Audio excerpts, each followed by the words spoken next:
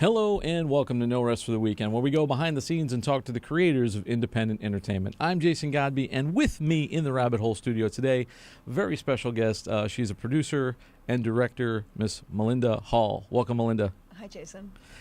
Thanks so much for coming. You schlepped all the way down to Brooklyn. I really appreciate that. And you're very special because we work together, and I always love people that I know, and it's a lot easier than talking to strangers. So it's nice to have people. Yes. And I want you to talk about our project and stuff. But first, I want to talk about you. Okay.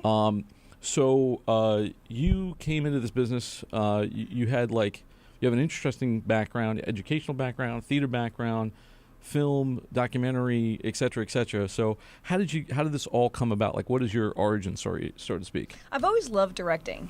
I remember as a little kid, I would try to direct my older brother, who did not want anything to do with that, when I was like 5 years old. And so it never left me. I've always loved directing. I've always loved acting and storytelling and figuring out the best way to tell a story through visual representation or through words or actions. So when I was in high school, I was very interested in acting, and then I went to college and got a degree in theater. And then after college, I went to the National Shakespeare Conservatory in New York City to learn more about Shakespeare, because I felt like that was a part of my life that I really wanted to learn more about. So we're rolling really highbrow on the show right now, because we have not had like a Shakespeare scholar on the show, which could be an entire podcast in and of itself. I'm sure there are Shakespeare podcasts. Oh, yes. I'm on the one from the Folger Shakespeare Library. Oh, really? Yeah. That's they really cool. They interviewed me last year. So Very cool. If you go to the Folger's website, they have a heading for the podcast that they create there. And speaking of Shakespeare, my segues are getting so much better. We worked on a project together, which was great, called How Shakespeare Changed My Life, which is a documentary series that you created. Yes. So for the folks at home who haven't seen it, tell us about that. So I had this idea a few years ago to interview people associated with Shakespeare and ask if there was a pivotal moment that Shakespeare literally changed their lives. And it was amazing because I got all these great talent to allow me to sit with them and interview them. So I got a camera and learned more camera experience, because I'd always loved still photography, but I didn't know much about videography. So I started learning about videography, and then I had all this footage to edit, and then I had to learn editing programs. But sometimes I would hire assistant or an editor to help me, and you were one of those people. Yeah, I had the good fortune to edit some great episodes and stuff that, I can't say. I love Shakespeare, and I came up through theater, and that's kind of how we bonded. But I cannot say that I would have been editing footage of Shakespeare scholars talking about original pronunciation and things like that. And so you've had a range of people there. Like, so for instance, you've had Shakespeare scholars and professors, and then you've also had some pretty big name actors on the show. Yeah. I remember Liev Schreiber was on the show, Yeah. James Earl Jones. I edited the F. Murray Abraham, which was my favorite episode because he's such a character. So for you, the inspiration was like, I assume that Shakespeare had changed your life in some way. Oh, yeah. And then you said, well, if it changed my life, this must have happened to other people. Actually, two stories that kind of merged. One was I went to see Earl Hyman play King Lear in Dallas in 1989. Or 88. I think it might have been 88. And I realized that I knew nothing about Shakespeare and I knew nothing about acting because he was so brilliant as King Lear. So then I decided I needed to go to a Shakespeare school, and that led to going to the conservatory here in New York. But then a few years ago, well, maybe now 10 years ago, I was invited to this dinner with Patrick Stewart as one of the guests. He was receiving an award. And he talked about his story with Shakespeare, how he was very poor and that they would read Shakespeare. Him and his brother would read it aloud. And I realized I had a complete misconception about him and his career and how he started out. And then I thought, because I thought maybe he had a great education with parents that were in the business or something, but that was not the case at all. I was completely wrong. And so what I decided to do was to try to find out the story behind how people got into Shakespeare, because it wasn't my assumption at all. And anyway, I thought that would be kind of a jumping off point.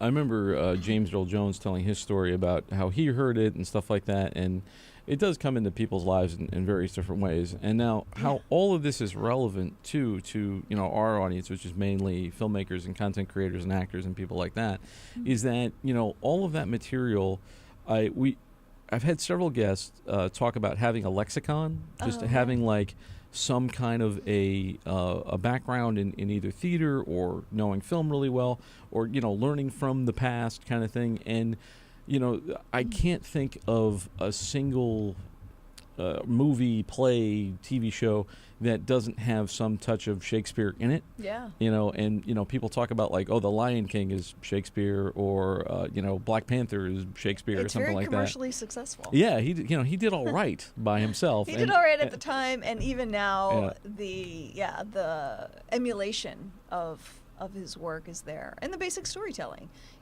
Parent versus child, and greed versus love, and all those themes are still present every single day in people's families. And you've made this series over how long now? It's been like 9 years already. Wow. And so there's about 42 episodes. Well, and just so people know, that's not 42 different interviews. We've broken up the interviews into different stages. Small bites. Right. So they're bite-sized, nice educational-sized pieces with some great actors, and you learn a lot about, like, for you actors. I know we do have a good audience of actors. So for actors out there, it's a great series to watch to learn about different approaches to something like this. And also, Melinda looks at this and talks to people because she's an acting coach as well as a director, so she knows a lot about that side and knows how to talk to actors, whereas some documentary filmmakers maybe not so much. So you have a special connection with that and a special connection with the material. Talk to me, if you would, about some challenges that you may have faced doing this, because you did this like as a one-woman show a lot, right? Yeah. I had one backer who was very helpful when I got to a stalling point. I had a stalling point where I needed a decent raid drive, and I needed tickets to get to London if I was going to interview some star in London. So I didn't, so that person was extremely helpful and allowed me to actually hire people to help me. Because prior to that, if I couldn't do it myself, I couldn't get people to work for free, because it is extremely time consuming, and you want good results. So even if you did get someone to work for very little or for free, sometimes the results aren't great, because it can't be. They need to be paid. People need to be paid, of course. But so the challenges for me were it was tough because it was financial. Yeah, it's always a challenge and especially a doc project that's going on, over a long time. And with this project in particular, you had to travel, you have to track these people down.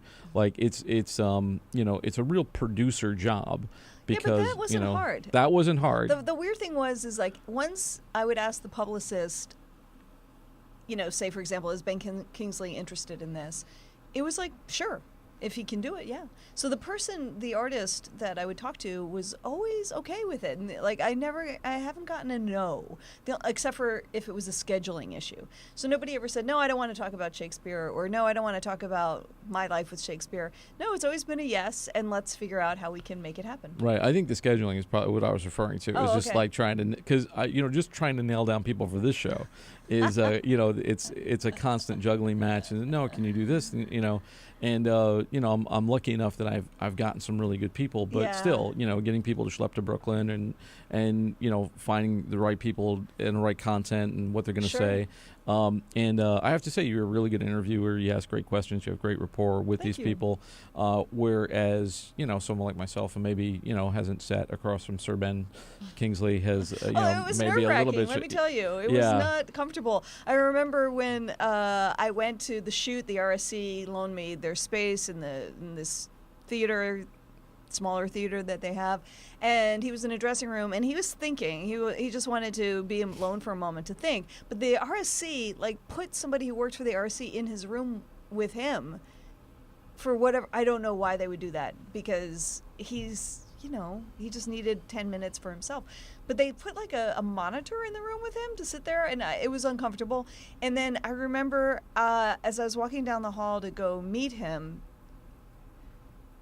I saw that lady just sitting there in his space. And then I was like, oh, darn, because I know that he wanted to have some quiet time.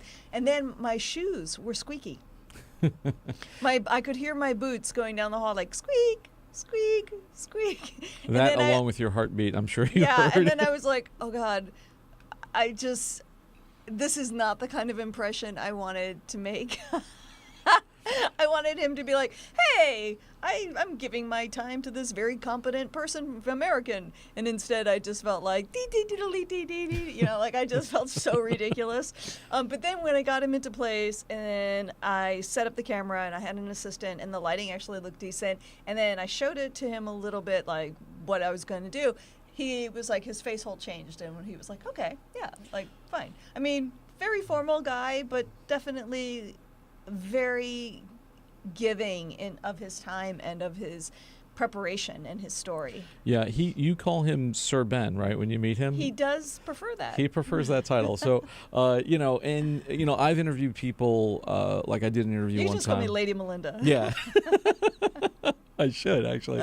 Should get a T-shirt made. Yes, please. Somebody out there make me a Lady Melinda T-shirt.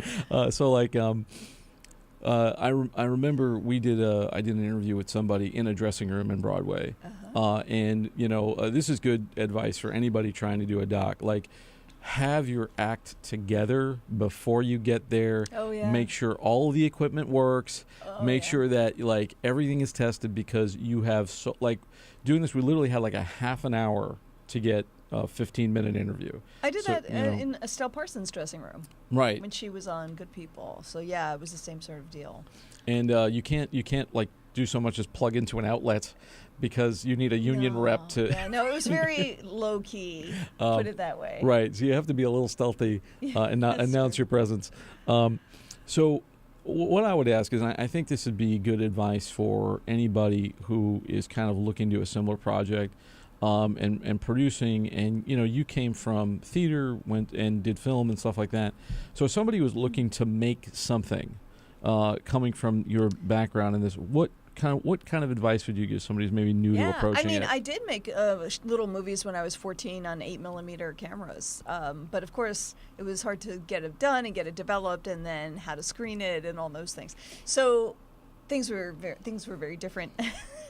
But now it's so incredible, the opportunity, because there's tutorials everywhere, first of all. And then secondly, the cost of shooting digitally is nothing. I mean, you can experiment. You can actually have some shoot days that don't go very well and just do some reshoots, and it's okay. Or you could create original content and work with people who are very interested in helping you write. Or if you wanted to do sketch comedy, there's a massive outlet there for sketch comedy, and you can, if you don't want to be in it, you could just write your own thing and then find a way to get it on Funny or Die or other outlets. So I think that generationally, it's amazing to me how so much has changed, even in the last 10 years, how it's doable. And you can express yourself however you want. Whatever your voice is, there's someone out there who can connect to it. You can also find yourself that way, I think. And I think I was saying this on the last show, actually. I was interviewing an actress, and we were talking about how like some of the hardest things to do is like find out who you are, and like what your type is, and what you're right for, and how to market yourself and all that businessy stuff. And you can kind of experiment and make your own project and kind of figure that stuff out and go, well, that didn't work, and then do it again and get better at it each time. I think the identity thing is really hard, because who does know who they are exactly? I mean, people have an impression of you or an interpretation of you, but that's just one moment or one piece of your life. It has nothing to do with who you really are or what you really care about. It's their gloss on you. And so are you okay with other people's gloss on you, or are you willing to show more of what's important to you and take risks for personal things, for things that mean something to you, whether it's, a social cause, or whether it's a family issue, or whether it's a personal goal that you have about communicating some idea. But I do think you have to keep working on it, though, because people like to make that assessment, like, oh, that's who Jason is, but that's actually not true. You are more than this one presentation or this one piece. I think that's particularly hard for actors. because you know, how long do you get when you walk into an audition? 10 seconds. And you know, and they go, oh, that they just type you right away, and you know, there's so many people that are so talented that get thank you before they get a chance to open their mouth, and we really and I mean it's the way things are, and I don't know how that's changed, and I think things are changing slowly now with more diversity in programming and more people creating their own stuff. Well, I think that what I said is that you can change that paradigm a little bit. Yes, you actually, if you are an artist, it is your responsibility to show what you want to show, what you need to be seen out there. Step up. There's no reason not to, really. It is hard, and you know, a lot of it has to do with problem solving. I was realizing this the other day, is that no endeavor, no work of art is without problems. So are you okay with problem solving? Are you okay with somebody you thought you hired, you thought it was going to work out, and they made a massive mistake, and then you're stuck with terrible footage? Or like, actually, one of the interviews early on, I did interview James Earl Jones in London in a like a reception room, and the London PA that I had hired had made a mistake with the sound. And so it was not, and he's the most famous voice in the world, right? Yeah. So it was not usable. It was not fixable. It was... You done messed up Darth Vader and the voice of CNN. Okay. And that was my window to have that interview. So I knew it was... I knew it was a mess. And I asked him again, would you consider letting me reshoot it? And he didn't answer for a long time. Yeah. He's busy and he has a life. And finally, about, 9 months later, he said, okay, I'll give you one more chance to reshoot it. But I had to be okay with admitting that something went wrong, and something will go wrong, but it is about how you handle it, how you handle the problem solving. Yeah, that's basically the job of being a director or being a producer. It's all problem solving.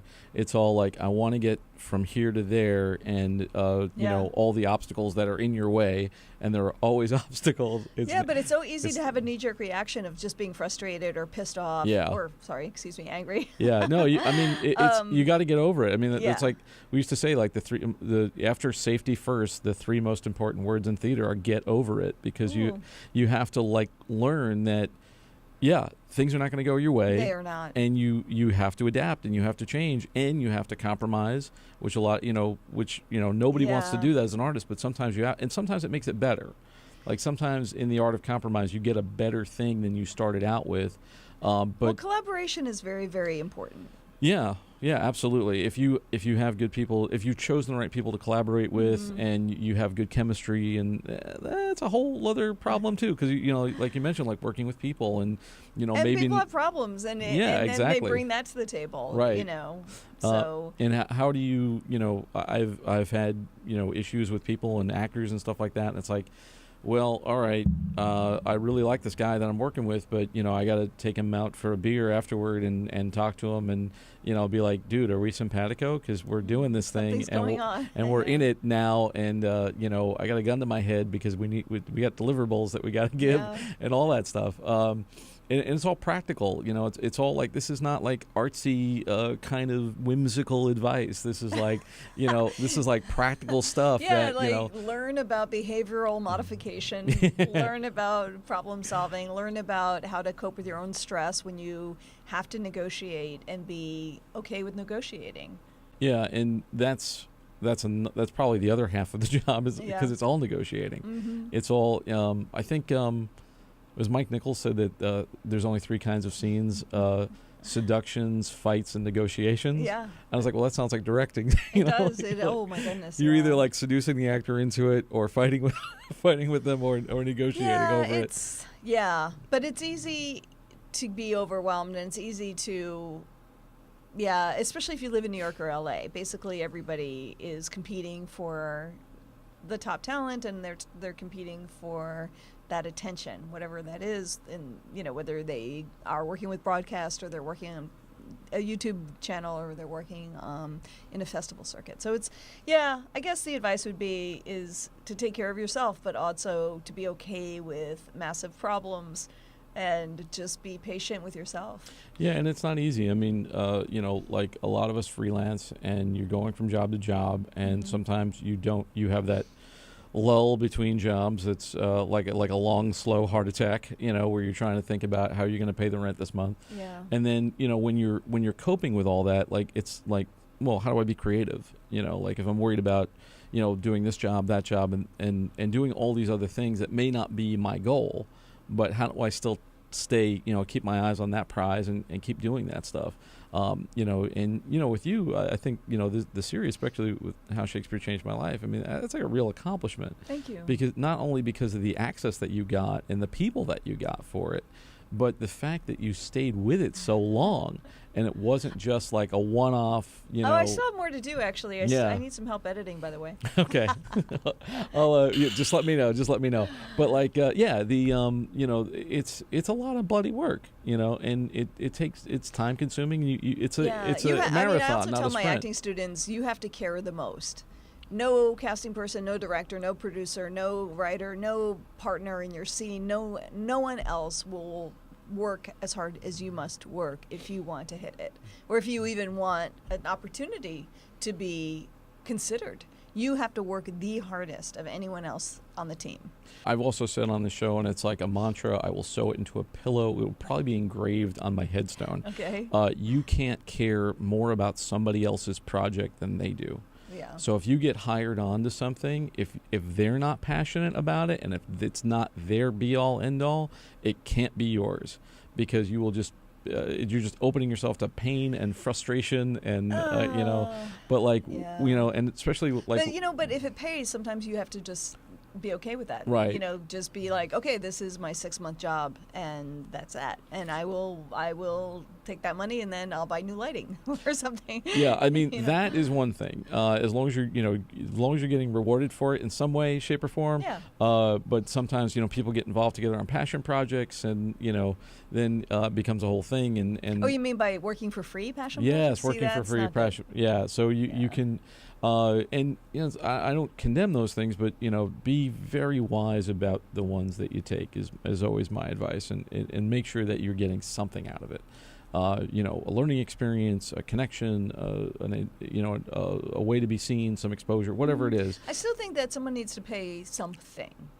Even if you're acting and they only can give you $20 or a small percentage of the box of a ticket that you sell, or if you're doing a student film video, and they can pay you transportation and meals or something, like there does have to be payment. I don't. It's nice if it doesn't cost you, to do the job. Like as long exactly. Yeah. Oh gosh. Because you can as an actor, especially you can. It's unending. People just take and take and take. Yeah. So speaking of acting, and we've been talking about Shakespeare, you have a regular thing that you do every spring. I do. And I want you to plug it on the show, because I've worked on it, and I think it's great, and it might not be everyone's cup of tea, but for the aficionados of this show, mainly like filmmaker folk, but like for the actors listening, I think this is a great experience. So tell me about. So basically, I created and produce an event called the annual Shakespeare's Birthday Sonnet Slam, where I get 154 people of all backgrounds, ethnicities, ages, life experiences, to come speak all 154 of the Shakespeare sonnets at the Bandshell in Central Park every April. So it'll be the third Friday in April. And 2019 will be the 9th year of it. I think it'll be April 26th. I've applied for the permit. And so basically, that is a lot of producing. And we do videotape it, and everyone gets just one sonnet. And so people just get up to the microphone, they have about a minute, they speak that sonnet any way that they wish, and then the next person comes up. So it actually is this beautiful parade of New Yorkers that love Shakespeare, because they don't have to be. There are some famous actors that do show up, and that's fantastic. But some people have never even been in front of a microphone before, and so you can see their terror. But once they kind of like get through the sonnet, the audience just responds so positively. It's sort of a pride. You can see the person feel like, I did it, and it's all ages. I mean, we've had an 8-year-old and then a 92-year-old, and so it doesn't really matter. And people from all over the world actually now participate. Yeah, I remember last year we did it in the rain. Oh, yeah. But people still showed up, Oh, and yeah. people were still there, and people still stopped to watch, even though it was pouring rain in Central Park. And if we had great people, Dana Ivey, Richard Thomas, like people who really know their Shakespeare, Oh, yeah. and are just there. Jane Alexander this year. Jane Alexander. They were just doing it for the love. And Kathleen Chalfant, who's a Brooklynite. Yeah, which it's a great event, and I try to work on it every year if I'm available. You run camera for it. And it's a great it's one of those things that sort of life affirming. Like when you're feeling down, you can stop by and listen somewhere in the world, listen to a few Shakespeare sonnet. Just to know it's there. Yeah. It's some good language. That Shakespeare wrote some pretty good stuff. And they're complicated little puzzles, those sonnets. Yeah. Because they have a form. Most of them follow a form, but they all have very sophisticated ideas. So they're love triangles, or they're about life, or they're about conflict, or they're about regret. And it does take a certain amount of commitment to sit there and listen, to actually just listen without any other stimulation, just listening to those lines and that speaker speak those lines and have a chance at the microphone. So my tag for the Sonnet Slam is that I just wanted a place where anybody could go speak Shakespeare, even if it was just for a minute. That's beautiful. Anyway, I'm going to wrap up, but Okay. For those who might be interested in working with you as an acting coach or hiring you as a director, where can people find you on the web? Oh, okay. I have a Twitter handle. It's at Willful Pictures, which is my company, Willful, WILLFUL, because I'm full of will. Willful Pictures. There's a website. There's Instagram for the Sonnet Slam. Or, just look me up. I'm definitely all over the place. You're on IMDb as well, right? Oh, yeah, sure. Okay. Yeah. So look up Melinda Hall on IMDb. Yeah, thank you. Yeah, let's do something. Yeah, absolutely. Thanks so much for coming down. Thank you. And thank you all for joining us, taking this trip down the rabbit hole. For more episodes of this show, you can always find them on our website, btrp.nyc. You can also listen to us on all the major podcasting channels, including Anchor, iTunes, Stitcher, Google Play, Spotify, etc., etc., etc. Once again, I'd love to thank my guest, Melinda Hall. Thank you. And for Behind the Rubber Productions, I'm Jason Godbey. Thanks for joining us, and we'll see you next time.